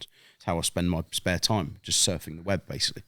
And I know there was a really cool chicken shop brand, one in America, in New York, one in London. And I thought I'd love to actually open a really cool chicken shop, like not a fried chicken shop, but like a grilled barbecue chicken, like mama's home cooking, kind of American inspired, but not too cheesy American. But really kind of, you know, high quality, premium chicken shop, not $4.99 chicken buckets, good shit, and really design the whole brand around that. And I had a few examples, and I've say when we come up with ideas now, first thing I do is I get 10 examples of people that are doing it fucking well around the world, and go, well, that's all the people that are doing it well and really succeeding. What can we take from each of these, and then give it our own spin and create our own version? Steve Jobs style. Everything's just a remix. Yeah, absolutely. Never had an original idea in my life. Really, it's fine. No, I don't think anyone has, apart from someone like Musk. But so yeah, I had the idea of this. So let's look at it. And then at that time, a mate of mine had a shop in Boscombe that he was renting out to a guy who had like an African restaurant. And the guy basically closed and, you know, walked off and said, I'm not doing this anymore, handed the keys back. So I was like, okay, I've not got any money, because obviously when Preva closed, I was earning a little bit of money out of Elite Living, the voucher site, without us paying, you know, food for the kids and not, you know, nursery fee and here and there, not by any means building up any cash. So I said, okay, I've got this chicken shop idea. Let's open a chicken shop in Boscombe at Ray, our mate's shop. It's perfect for a concept test, you know, test the concept out and see if we can work together and stuff. So obviously I brought Steve in because he was my business partner on Elite Living. I thought, well, you know, I'm not going to do this without him because we're working together quite a lot now. So I said, look, Steve, do you want to get involved? So yeah, that sounds like a good idea. And then another mate of mine, Ray, who had the shop, there was another mate of mine that was a promoter at the club that was like, you know, I felt bad because the clubs are closed and he was a promoter. And I said, look, do you want to get involved? I was like, fucking hell. I was like, too many people involved for one chicken shop. What are we doing? But for me, I had no money. So I was like, well, I said, look, I'm not going to put any money in, guys. So this is my idea. I'm bringing this idea to the table. I'll put this deal together. I'm going to put no money in. I said, you guys are going to have to come up with the money for your percentages for us to get the first chicken shop open. In those days, it was called Chicken Shack. I remember Chicken Shack. Chicken Shack, because and without going over the long story of that, we changed it to Chicken and Blues because we couldn't trademark the word Chicken Shack, and we got advised to change it. So we came up with Chicken and Blues and trademarked that. That's why the name changed back in those days. But so you had like 5 or 6 partners, and we opened up the shop, and it went off immediately. Really, I mean, I promoted like a nightclub, so I knew how to market businesses. So they were like queuing up down the road to get in, and we did it quite cheap to begin with, but had really high quality product. We eventually raised the pricing to align with the product quality, but in the beginning it was really good value. And they were queuing up down the roads, and I was working on the grill, I was like working on the till, I was fucking loving it, loving the process. Steve was out back washing the dishes. It was like we kind of we already got mucked in together. And then it became apparent 3 or 4, 5, 6 months down the line that we've got something here, but all the partners at the end of each week go, any money for us guys? So I want to get our money paid back, or I've done a few shifts, I've been down there, any money rolling around? And I was like, boys, like our margins aren't right with the product because we're still building the crowd. I said, and also like any profits we're making, we're going back into the shop because we've got the shop open for like 30 grand. We need to spend 70 or 80 really. We had secondhand equipment, secondhand grills, they're all breaking down every week. We need to upgrade equipment. So I knew that the owners of this business are going to get no money out of it for a long time, but it is developing a crowd already and it could end up being successful. They were all quite impatient. I said to Steve, we need to buy everyone out now because we know that it's going to be good. Early doors. But we also know that we're probably not going to get paid out of it for 3 or 4 years. Not even a fucking bean. Not £1. So, but we had Elite Living on the side, earning us a couple of grand a month each, right? Which is not fucking like, you're not going to Barbados on holiday with that, but it's paying for our food. Enough to tick over. Tick over. Yeah, so we then went through the process of buying partners out, and it was only up until a couple of years ago, it took us 4 or 5 years, where we'd opened more shops, and then we'd sold one to an internal franchisee and then bought the shop back off him with various things. We bought them all out. Chipping them off one by one, the partners. Yeah, because we didn't have the money. So, we every bit of money we earned was going back into business to improve the product, improve the packaging, improve the shops, the shop fits, everything. Building websites, a new Chicken and Blues app, thousands of pounds. Me and Steve I don't think we took £1 out of the business for the first 4 years. It was 9 this week, 9 years gone this week. So for over 40% of the time we've had Chicken and Blues, we haven't taken any money out of it. People don't really know that, but that's the commitment we made to the brand because we believed in it so much.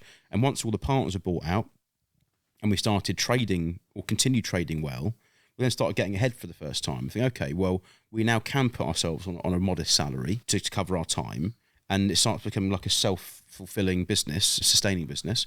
And then you start really enjoying it because actually this business can actually pay for us. It can afford us. So let's pay ourselves and then let's really fucking work hard on it and commit to it. And that's what we've done.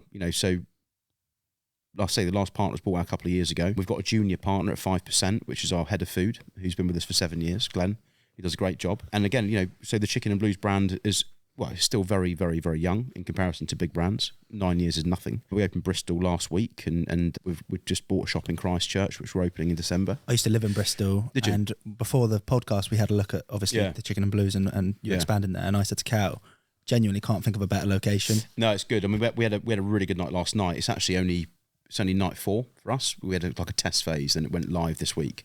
So last night, Friday, was really busy. And I spoke to Steve on the phone last night because we were looking at all the live orders coming through on our screens at home, which is a bit sad. But yeah. It's cool. And we're like, this is showing some potential. I think Bristol could go well, if we continue delivering good product. So yeah. No, yeah, for sure. I genuinely, I lived in Bristol for 4 years, and I was like, it's perfect. Yeah. I'm not sure where you are. Or where are you based? So we're actually just north of the city. Okay, but it's a delivery model, and we're delivering to the whole city. Delivery only. Yeah, initially. Oh, so do you know Mr. Beast on YouTube? Yeah. So obviously he has his burger. That's right. Yeah. So is it a similar concept to that? He's going for all the satellite delivery kitchens. Yeah. So we've been invited by Deliveroo to be part of their delivery kitchen business in Bristol. It's called Additions. We've gone in there. There's eight kitchens in there, and we got one of the kitchens that kitchens haven't come up available for years. One did, and they said, look, we think you'll be the best fit for Bristol out of all of our partners. So we're inviting you to be part of this kitchen. So what the idea is, we go in there, offer delivery only for a while, build up an audience of fans of Chicken and Blues in Bristol, and if we're confident that we can open a restaurant there, then what we'll do is take a restaurant in Bristol and then move that delivery business to the restaurant, which frees up the kitchen for Deliveroo, but also we've got a ready-made audience of delivery customers, and then we add on to that dine-in, takeaway customers, and have a brand on the high street. What did Deliveroo actually get out of that? Is there a pricing structure? Do they take like a percentage of the margin other than the deliveries? We pay, so in this model, we pay a small rent, yep, and a percentage of every order, and what that order percentage covers is energy bills, all the stuff that happens on the site to run the kitchen. So essentially all we do is bring in trained chefs to deliver our products, and then all the riders hang around outside. It's like a really cool warehouse facility.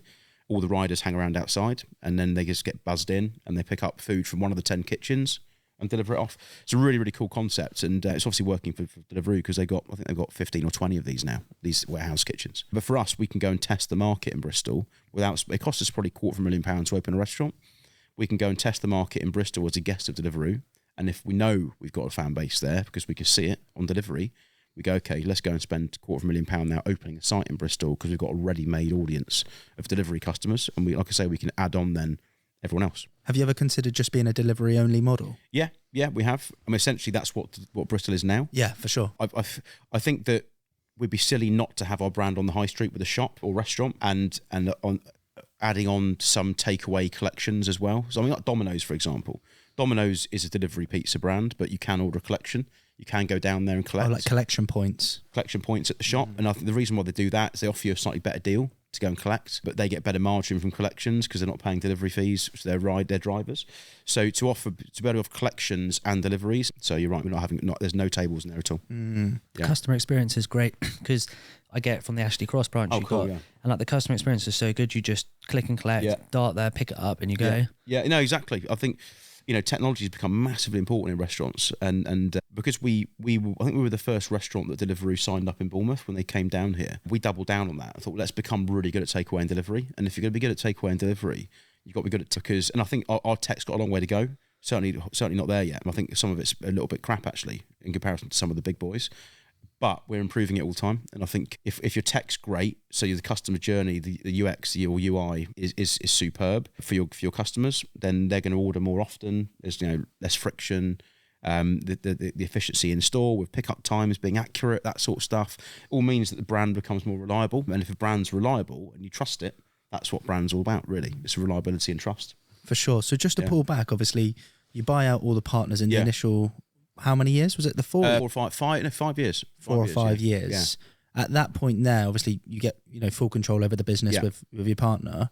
Is that when the event stuff sort of fizzles out and you're able to sort of go full throttle on Chicken and Blues? Yeah, I mean we sold Elite Living, the voucher website. This is at the beginning of the pandemic. We dialed down a lot of our other stuff. I mean, I think you guys would probably agree that the whole. The kind of entrepreneurship has become like a subculture, and in a way it's a bad thing, because what people like the Gary V's of this world do is convince you that being an entrepreneur is what everyone should be, and that having multiple streams of income is the only way you can survive, because you're hedging bets against your other businesses, etc. Or having side hustles and all this sort of stuff. I think we suffered a bit from that, me and Steve, because when I had Preva, I had only Preva. And in a way, one thing I did right with that was at least I focused on one fucking thing and made it good as it could be in my mind. When I come out of that, I got into this entrepreneurship train. I was like, I'm an entrepreneur. That's what I am. I've just realised, fucking hell, I'm an entrepreneur.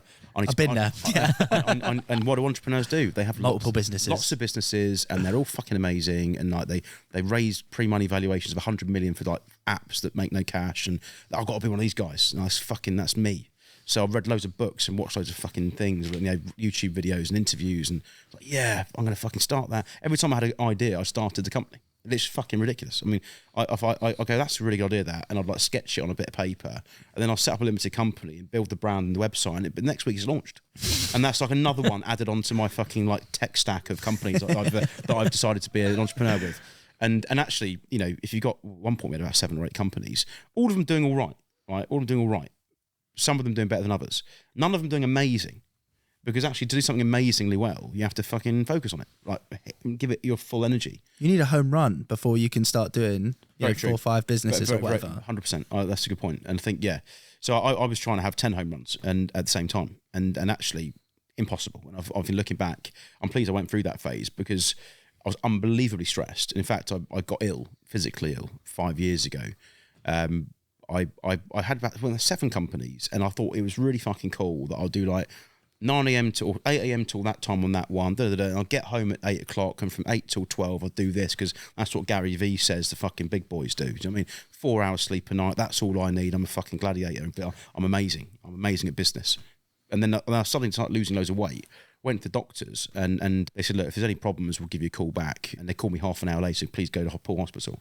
And I'd lost 3 stone, right, without trying to lose weight. But I thought I was a bit overweight previously, so I was actually quite happy that my shirts were fitting me a bit. You know, I thought things were good. Yeah. I was actually looking better. My family started saying, you look pretty skinny, mate. And I was like, oh, I'm feeling fucking excellent, actually. So thanks anyway. Thanks for your concern. And you'll fit on this tea. Yeah, exactly. And I went to doctors. They called me in, went to hospital, and basically said, look, you got type 1 diabetes. And I was like, well, I didn't know what type 1 diabetes was for a start. I thought diabetes was diabetes and it was fat people that eat too much sugar. I was like, well, mate, fuck, you seen the size of me? Like, diabetes. You see, he said, that's type 2 diabetes where you're overweight and sugar levels were so low. Yeah, your body can't. Well, he said when you're type 2 diabetic, you can be reversed through good exercise and good food, right? Good nutrition, because you're so fat that your body's not producing insulin enough, right? So your blood sugar levels go high. Well, that's what it is. With type 1 diabetes, which is what you've got, they said to me, your pancreas, which produces insulin, has actually stopped working and it's never going to work again. And I was like, right, okay, so a type 2 diabetic's pancreas still works, just not very well. Mine stopped fucking working, has given up. He's like, yeah. He said, it's like an autoimmune illness, like Crohn's disease and stuff. He said, it's a disease. I said, I've got a fucking disease. You see, I've never been ill in my life. Like, I'm lying in this hospital bed, like, racked up to like all these wires. They said, well, there's a leaflet about type 1 diabetes. What you have to do, so like, right, before you eat, calculate how many carbs are in the food, and then you have to inject the insulin with this ink pen, which has got like a needle on it. Inject the insulin into your stomach or your leg, and it will match up to how much carbs you're going to eat, and then, you know, you should be fine. And I was like, okay, and how do I know what blood sugar levels are? They're like, well, see that finger prick thing? You prick your finger like that, and then you put the thing into that, and you get a reading. And I said, well, okay, so how long am I going to have to do this for then? She was like, well, the rest of your life. And I went, right. Okay, so I went home with a leaflet and a bag full of needles and a load of insulin pens and had to learn, because quite frankly, they were fucking terrible at the hospital in regards to, firstly, you're in total and utter shock. I nearly died. Well, I was so fucking skinny and ill. And then you're in such shock about the information they're giving you about this disease you suddenly got for the rest of your life. And they give you no training. They just give you a fucking leaflet and say, get on with it. You know, so they invited me back 8 months later for a 2-week training course on it, at which point, you know, I'd had quite a lot of time where I didn't know what I was doing, really, quite honestly, learning as I was going. So I went home and I was doing 8 finger prick tests a day and then having to inject insulin before every meal. So it was, and then 1 before bed. So I had 4 injections a day. And I got addicted to testing my blood sugars because I get worried. So I was testing blood sugars every hour, nearly. You're scared of dying at that point? I was scared of, like, you know, what happens if my blood sugars are low? What's going to happen? I had a couple of hypos, which is where you get low blood sugar and you start kind of like hyperventilating a bit and getting a bit sweaty and stuff. And if you go too low, you can collapse, right? That's the danger with this. Conversely, if you go too high for too long, you can start getting complications over many years.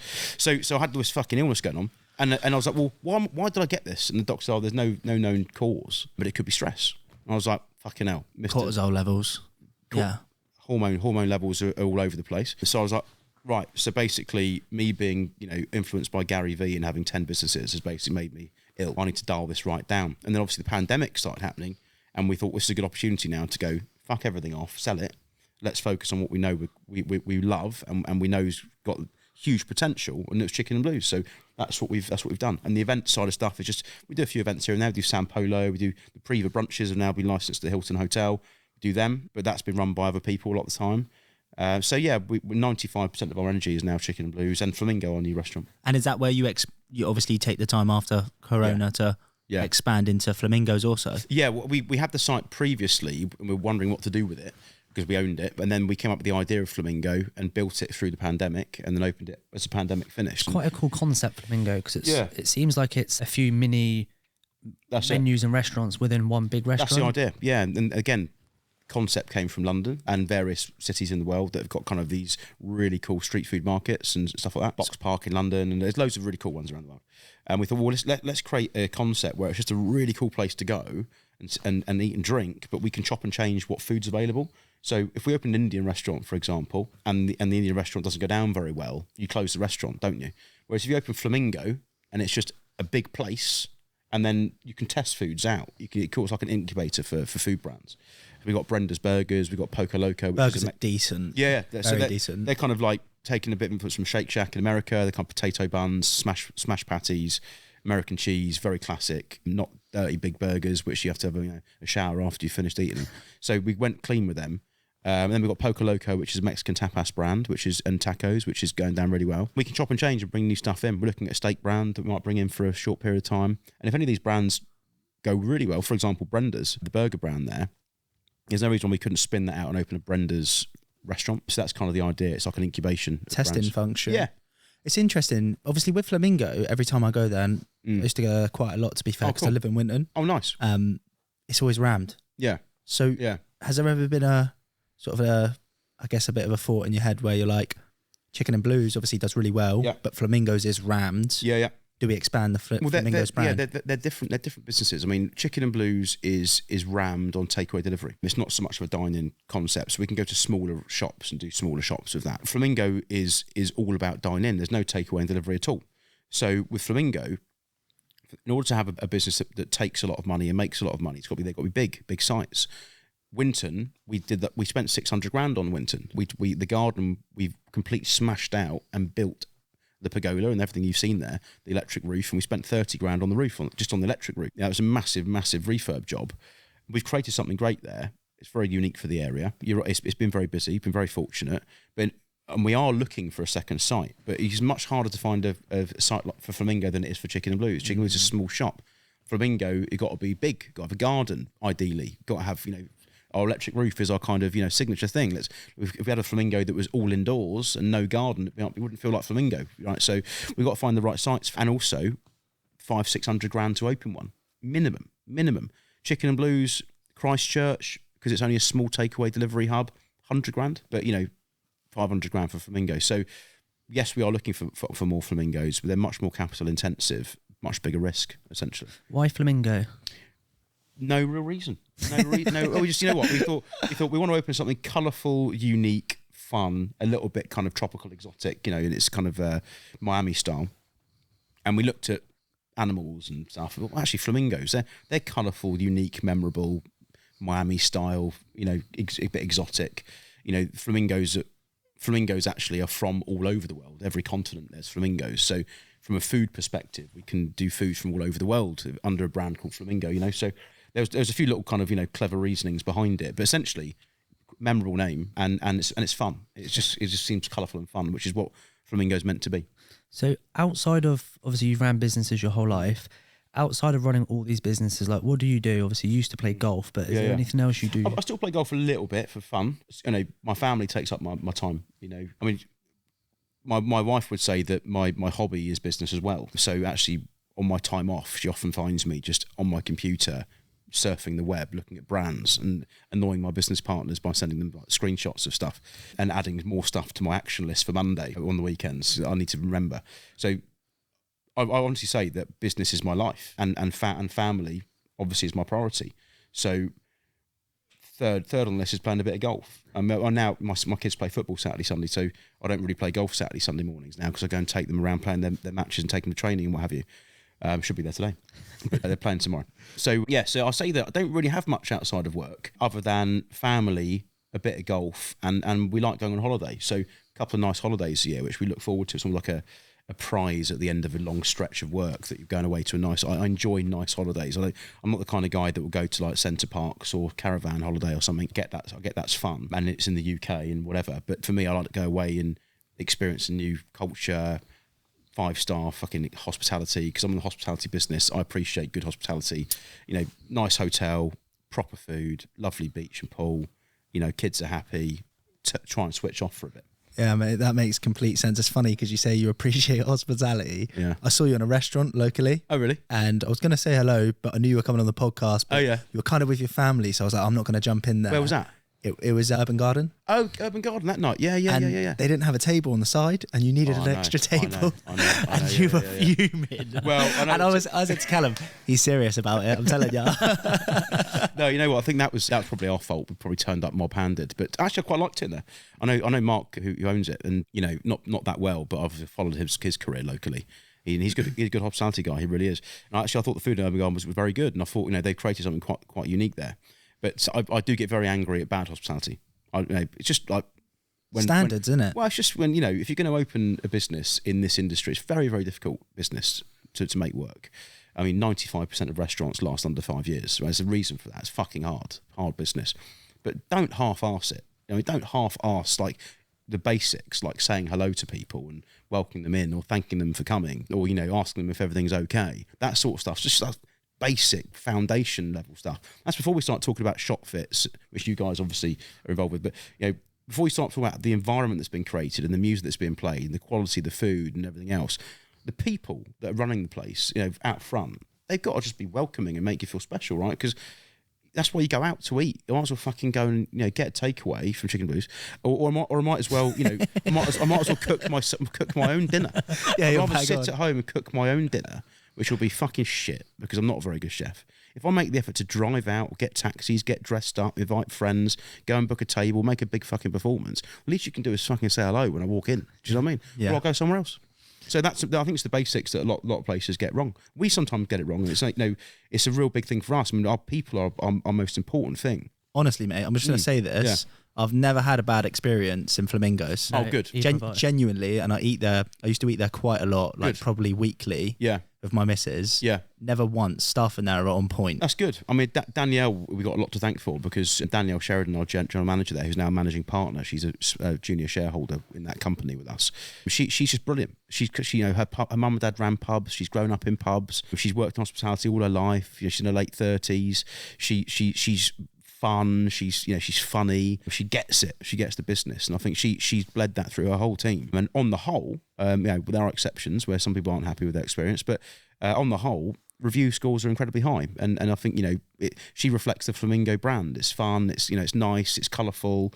Food's tasty, and the experience, you walk out feeling happy. That's essentially what every hospitality business wants, is for guests to leave feeling like they're a bit more elevated in their mood from when they fucking arrived. It's funny because we're talking about it now, and I'm thinking about when I do go to Flamingos, I know actually the lady you're talking about because she's so nice. Yeah. But it's such a basic thing that experience is better because of the service. I've been to loads of restaurants recently as well, and it's just like, the service in there's poor, and it ruins the experience, the entirety, even if the food's good. I had it the other night, where I won't say where I went because I actually liked the place, but I was a bit nagged by the waiter, and he was trying to upsell me the whole meal, and I went for a curry, and I wasn't drinking. I was having a bottle of sparkling water and a curry because I had a heavy weekend. I thought, I'm not drinking more fucking beer, so I got the first thing. Do you want a beer? No, I'm right, thanks. Another waiter. Do you want a beer? Then he come over. Do you want some sides? Do you want this? Do you want that? Do you want this? Do you want that? And it was like, here's a dessert menu. Almost like obligated to have a dessert. I was like, it came across a bit desperate, and also was a bit annoying actually, because I don't need to be sold to, really. You can suggest something, but if it's like a heavy sale in a restaurant where I've come to relax with my wife, I'm like, dude, chill the fuck out. Give it a rest, mate. Right, I've ordered a bottle of sparkling water and a chicken tikka masala, right? I'm up for a big fucking night. That's quite clear. It's quite clear. It's also 6 p.m, right? And I've obviously just come from fucking work. So on my way home having a quick curry, right? I don't need this fucking bullshit for the whole meal. And so, sometimes I think that there's a misjudgment with front of house team members where they misjudge how much you want to talk to them. They try and talk to you too much, which can be annoying, or they go the other way and they're a little bit standoffish, which seems a bit rude, or they try and oversell you the whole meal, which is like you almost putting pressure on you. Do you know what I mean? So it's a real balance to get, and I think part of being a good front of house team member, or giving good service to restaurant guests, is being really great at kind of judging the personalities that you're serving. Some will want a big chat. Some won't want you to fucking talk to them at all. Fucking learn, get some self-awareness, because otherwise you'll find yourself being shouted at by people because you've misjudged what they want. And that's part of the skill of the job. For sure. And yeah, I can see that in Flamingos 100%. So I guess that brings us like full circle up until today. And I always leave it on a question, don't we, Cal? We always leave it on a question, which is, and we have touched on it a couple of times, but what's next in the chapter, not only for Chicken Blues and Flamingos, but you, yourself, and obviously, you know. Well, it's a very good question. I think I've often thought ahead and had a vision of the way things are going to go. Never goes the way you think it's going to go. Sometimes it goes worse, sometimes it goes better. So I try not to get too caught up in you know, having goals and times in place and markers in the sand and all that sort of stuff. Because why do you want to put pressure on yourself? And about if I don't reach this by this date or that, so that's why going right back to my golf, I stopped playing golf at 18 because I'm looking back. I thought, well, if I haven't made it by the time I'm 18, 19, like Garcia and Woods, then I'm never going to make it. You know, everyone evolves at different paces, and I think one of the things I would say. Which has really resonated with me, was on a podcast. There's a guy called Jesse Itzler, who's married to the woman who's created Spanx, but she's a billionaire. He's worth 400 million of his own. They're a proper power couple. And Jesse Itzler said the good way of looking at it is through decades. He said, in your 20s, try everything. Try loads of different businesses, try loads of different jobs, try loads of industries, try everything in your 20s. In your 30s, work out what you're really good at and become really fucking good at it, like as in really good. In your 40s, cash in on what you're good at, right? So for me, in my 20s, I did, you know, restaurants and bars and clubs and and fucking tried everything.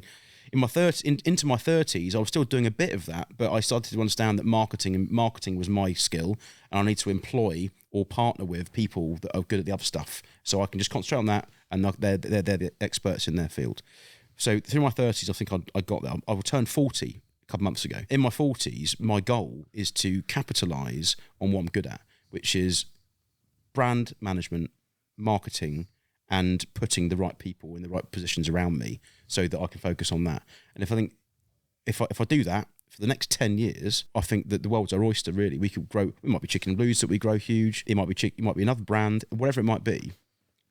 I think we'll have success from a business perspective. You know, segmenting success, you got the business side of it. You know, health, it's not worth having success in business with bad health. I've got an illness that was acquired through stress, so I think, you know, de-stressing my life and spending time with the family, playing a bit of golf and stuff outside of work is really important going forward. But really, you know, from a business perspective, it's capitalising on what I know I'm good at and the people around me are good at, and seeing where it takes us. But having, like I say, no markers in the sand, no time frames, no goals. It's one step at a time. The next step is we open Bristol this week.